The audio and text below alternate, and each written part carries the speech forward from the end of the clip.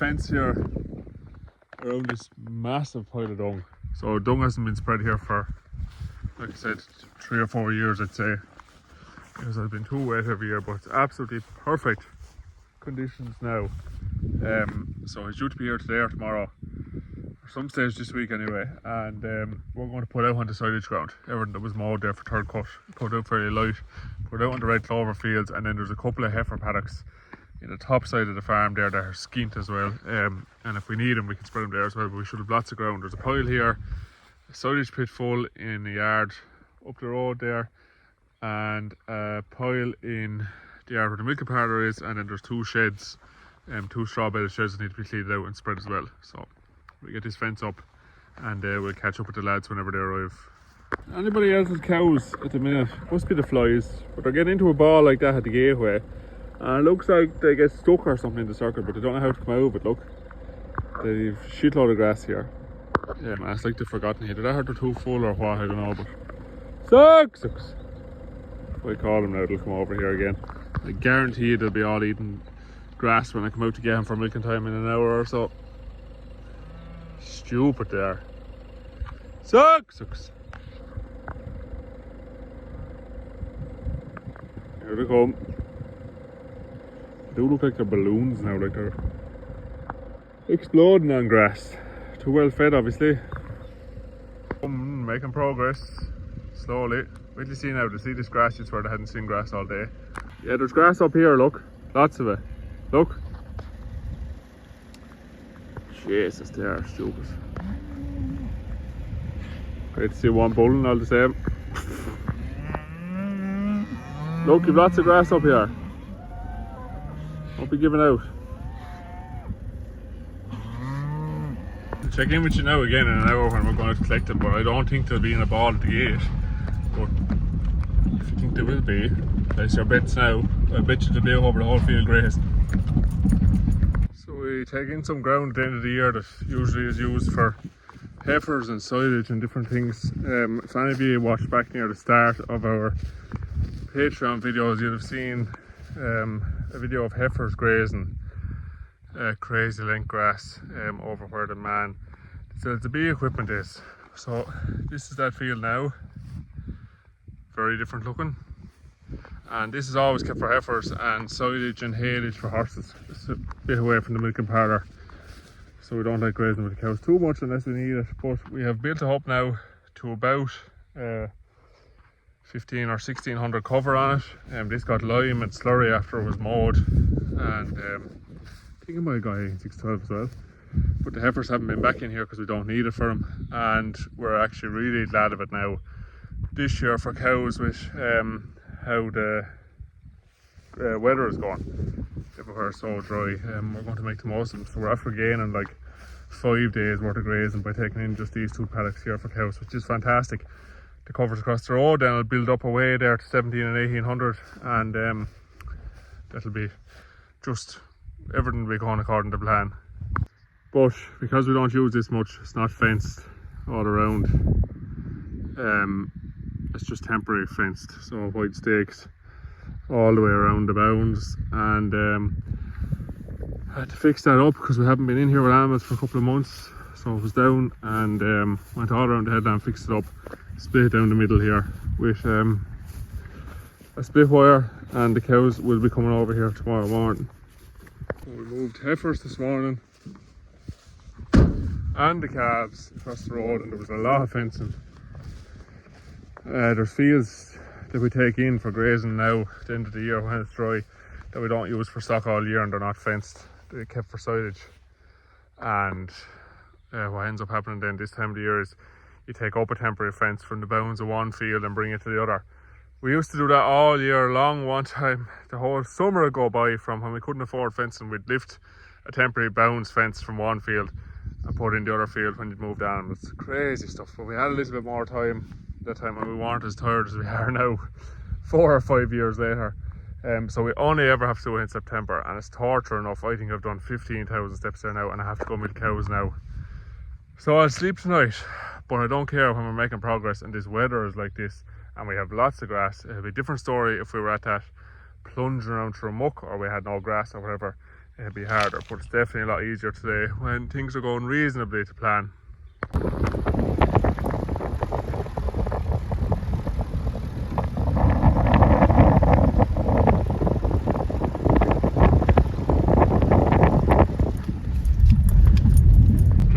Look at that.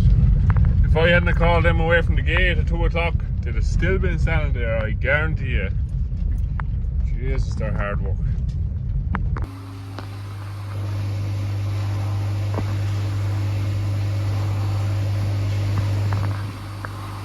So that pipe had blown off there. Paul told me that it had blown off and wanted to be tightened, but I just tightened up the hose clip and this bit like just spinning, so still leaking water there. I think I'll let it wash out here now and then we'll go get a new hose clip for it at lunchtime. Before that we have something a bit different going on this morning. We have to film some stuff for a company here, so that'll be a bit different. You can follow along for that.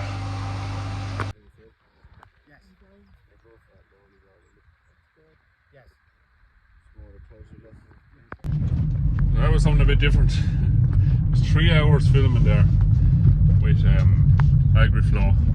Very enjoyable. The lads were great crack, very professional, so hopefully the video turns out fairly good. But it was very easy to do the video because the fittings work so well. So I enjoyed doing it. It's the first time doing anything like that. But it's 2 o'clock now, so I want to get lunch now. I'm starving and it'll have to be quick because I need to be back over there to help Kelly move the cows across the road, and then I have to go cut hedges. And I'll have to walk on a bit later now as well to get the hedges cut because I'm behind. But anyway, again, fair play to the AgriFlow boys for an enjoyable 3 hours there with him. We're back to proper dark mornings, but look at that sky. It's just gone 6 o'clock here now, and even with the fine weather it's still dark, but that's the joys of this time of the year. Jesus, they're very excited this morning.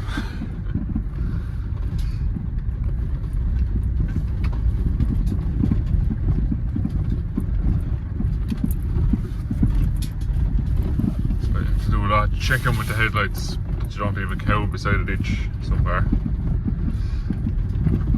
They obviously think I'm early too because they're normally standing around the gate. Come on, heifer.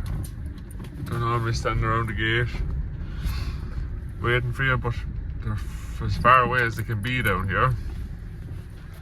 Very relaxed. 2 foot of grass. So this field here then will be the furthest that the cows have to walk away from the milking parlour all year. Like I said, when I was setting it up, they're hardly ever, if ever, out here because it's a wet sort of a field that has never been reseeded. But we're glad of it this year now with the way the weather has went. But it's the furthest away from the parlour they'll be, so milking is the slowest, but it's across the road and the furthest away across the road. So after milking then at the minute, when they're over here, they circulate back around and into the cubicle shed to wait until you're finished milking, and when you're finished milking then you run them over the road. We used to stand them on the cow lane. Come on girl. We used to stand them on the cow lanes until we were finished milking. We should have had the cow road destroyed where they were standing. Shooting on it. So into the cubicle house is the handiest place for them and the best place for them, and then you're collecting all their shit in the tank anyway. So well, just tell you now how long it took. I left the yard over there at 6:10, so we'll see now what time to get into the yard. And I'm sure some of you with long walks will be saying, sure, that's not a long walk at all.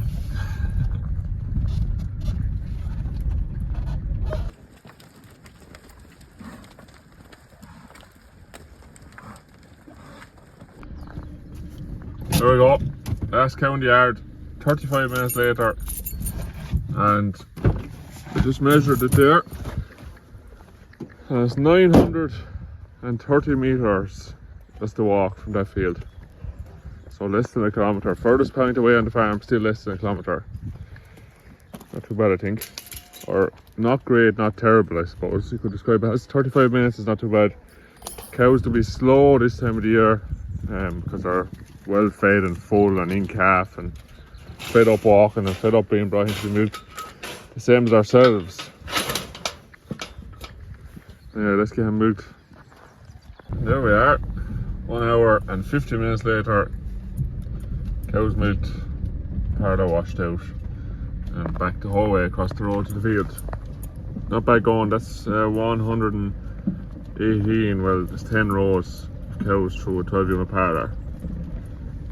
And the walk, so not too bad. The walk to the field is always faster than the walk in. They're eager for grass.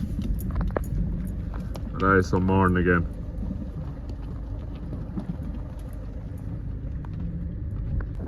I'm just up here feeding these little girls here.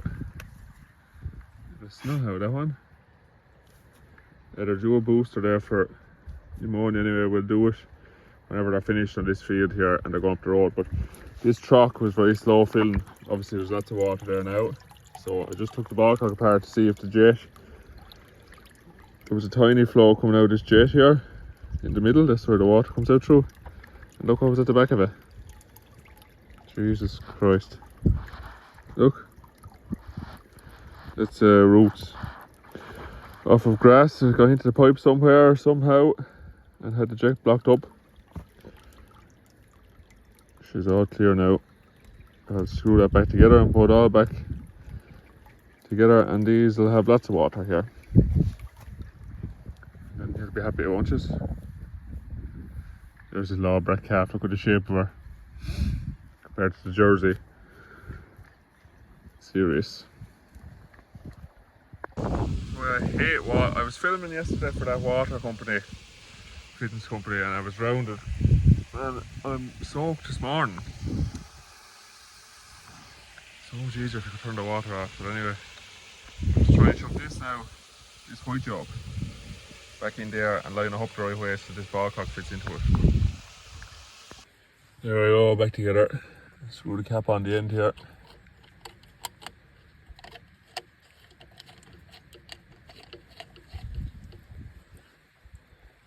For a little tighten up.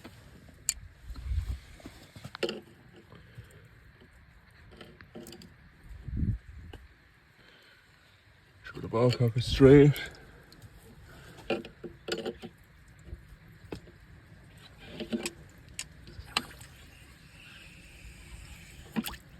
Perfect.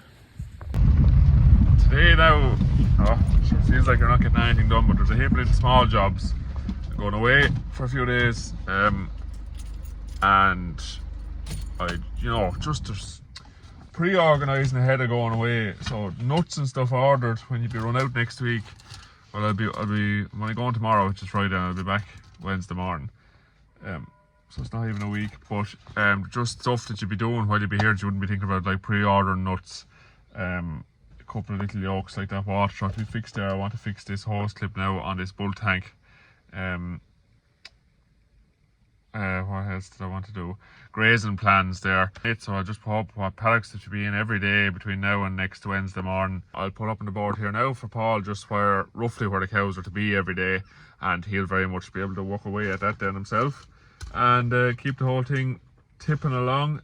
Also have a meeting with the vet then at 2 o'clock, and then because the cows across the road, then I'll have to go get them at 3 o'clock to milk them. And that'll be today then, pretty much squared up, and I'm gone away then in the morning. So like I said, not phone calls and little small jobs, but all have to be done before I go away. But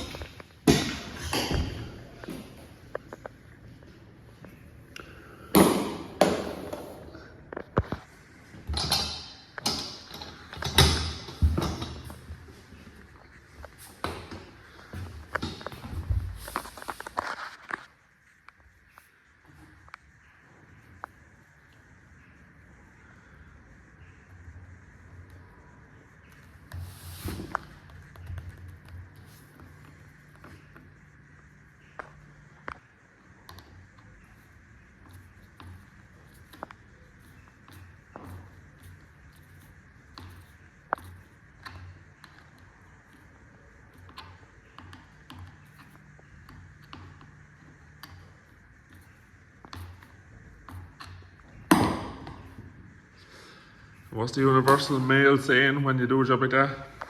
That's not going anywhere. So that's just kind of the grazing plan. Our idea is same on both farms. So we've every morning and every evening for a week, marked out, and you can put which paddocks you want, and then with farm map then beside it so everyone knows where the paddocks are. Straightforward enough. And then I just put little notes in beside it there, you know, like they might get another day, just see this is for Paul here now. Just I want to check I want to check the paddocks then that they're actually due to go to, because the growth has been so fast this week with this sunshine that from Sunday evening up until Wednesday morning, I'm going to go out now and we'll just quickly plate. We'll just quickly plate meter those fields and see what they've grown, and then I'll be able to more accurately predict rather than just guessing they'll have grown 60. Maybe they wouldn't have, and if I put up predicted they grew 60, and if you get a day and a half, they might just get a day on it, and I don't want cows underfed either. So we'll just quickly go out to them paddocks now. I'll write the paddock numbers on the off of the wedge at the back of my hand, and we'll go give a look.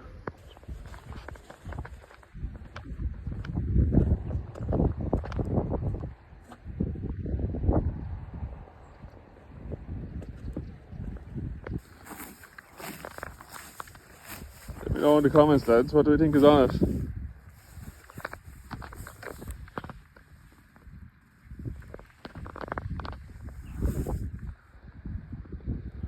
So it's actually a bit thinner on the ground in places there than it is inside the gate. So you're very little there. And very heavy there. So that's why I love the plate meter. I cut and weigh that now. How would you decide where to cut and weigh? There's what I was plating. So I'll leave that at 1400 there. That will be 200 that has grown since Monday. So that put the growth at 60 there. So that's what I was going to predict, but it was still good to come and check it. The next field I want to check is just this one out here and see has that done the same. This will just, oh, that paddock was the same by the way. 60 a day as well, which is good. Let's just give you an idea of the chance we're getting our clean outs here. Some difference this time last year. Honest to God, the place is swimming here this day last year. We had floods on the 17th, today is the 18th. We had floods on the 17th, and cows are pretty much in at night time in a few days' time. But I think that we're able to get these graze outs this time this year. Super, really fantastic now. We're already setting ourselves up for next spring better than we did last year, so there's a big bonus. You have to take the bonuses when you get them. Those final two grew a little bit more than 60, so I realised that taking a grass walk 3 days after you took the last one with a plate meter isn't going to be overly accurate, but just it'll give me an idea. What I'll do now is when we go back into the board, I'll average out that the next 3 paddocks the Paul gets to while I'm away should all have 1500 on, so that'll be a minimum. And if the graze a bit better than that, they'll get a bit longer, which is great. And if not, the 1500 will cover them, so they won't be underfed. Let's see now when we get back to the board how far that gets us into next week. Now, next 3 paddocks ahead of where they are. They'll be where they are now until Saturday evening. Sunday morning. Sunday morning then it'll be 10C, 7, and then 8 and 9. Now, the demand is up here. Lots of people know how to do this, but just in case you don't. The demand is up here 60 and 50. What is that? That's the total amount of dry matter that the herd of cows need to eat every day, less the nuts that they're getting. So we're allowing about 18 kilos of nuts, or 18 kilos of feed, 18 to 19. They're on 4 kilos of nuts, so that leaves us 14 kilos, and you multiply that by 120, and I can't work it out now because I'm using my phone, but that should be 60 and 50. So that's what they need every day. How do you know how long they get in each paddock then? 10C, when Paul gets to it on Sunday morning, we'll have 15 to 1600 on it, but let's just say 1500. The area of 10C, that's why this map is so important. Where's 10C? Can't really see what's showing, but that's it there. Over here, 1.3 hectares. So if there's 1500 kilos per hectare, you multiply that by 1.3. I have to work that out now. Now, when you multiply that by 1.3, it leaves you 1980 or something. So we'll round it up to 2000 because there will be a little bit more than 15 on it by Sunday. When you divide what you do then is there's 2,000 kilos of dry matter on that paddock available for the cows to eat. So what you do with that then is, if there's 2,000 on the paddock, and the cows are going to need 60 and 50 every 24 hours, you just divide that by 60 and 50, and that gives you 1.2. Now what is that 1.2? That is 1.2 days. So the one is, let's see here, AM and PM. Tuesday AM, Tuesday PM, that's 1. So 1 is 24 hours. And 0.2 then is 0.2 over 24 hours. Now, I don't want the cows to go in. That would be an after milking till lunchtime, is what 0.2 would be, and then move them. And we don't want to do with that. So what I usually allow here is nighttime grazing. So PM is 0.6 of a day. That's a PM grazing. And a daytime grazing is a 0.4. Now look, if you're off a little bit, if they're a bit tight for this feed, you'll make it up with the night, and if they're a bit overfed for the night, you'll make it up with the day. Approximately when you're allocating grass, a day is a 0.4 and a night is a 0.6. New Zealand is where I learned that. I'm no genius now when it comes to working on this stuff out, and I hadn't a clue the first day I came here and started milking cows about any of this, but I asked enough questions and had enough people at the end of the phone that I could ask, and I've got to here now. Still not a genius by any means, but a bit better than I was at the start. So, how will you get that 1.2 to work? Well, all that 1.2 is 2 0.6s. 1.2. So what's that? 2 nights. The cows will be sorted. So that's what we're going to give them then. So they won't be going into 10C Sunday morning. They'll go in there Sunday evening, 10C. They won't be going in there Monday during the day. They'll be going in there Monday night, 10C. That's 10C sorted. No daytime moves, no nothing. So where are they going next? Paddock 7. So they're going to need to go into 7 then on Sunday morning. And we'll work out now what's on 7. So I'm allowing 1,500 on 7 as well. 7 is up here. 1.2, it's a bit smaller. We'll work that out. That is coming to, it's working out, sorry, at 1.1 days. Days what the cows will get on it.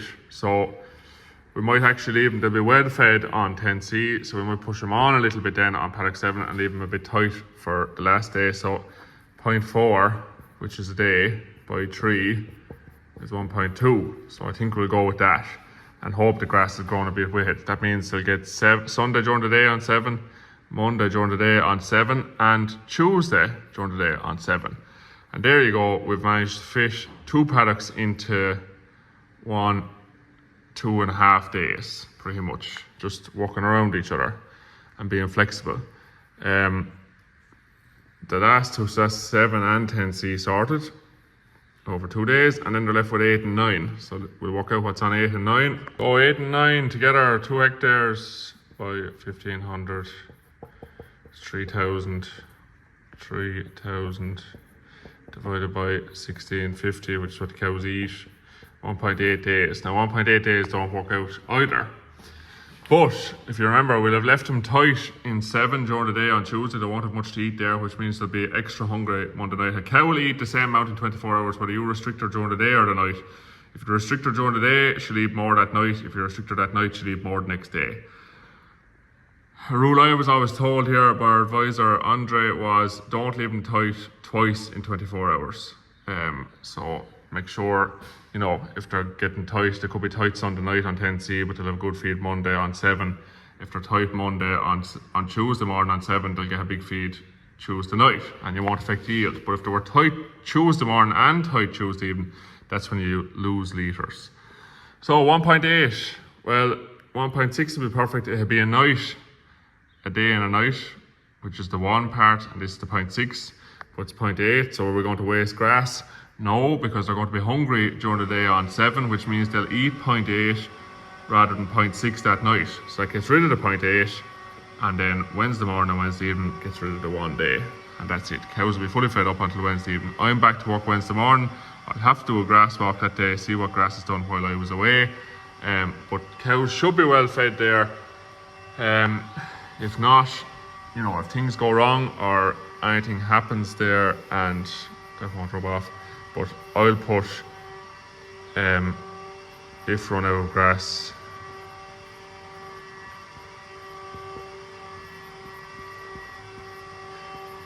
like 11.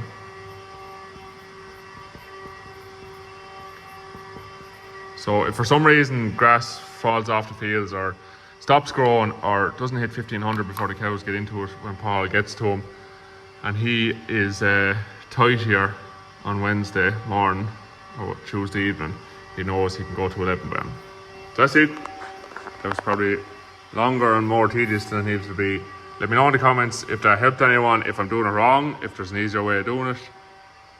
Just let me know in the comments.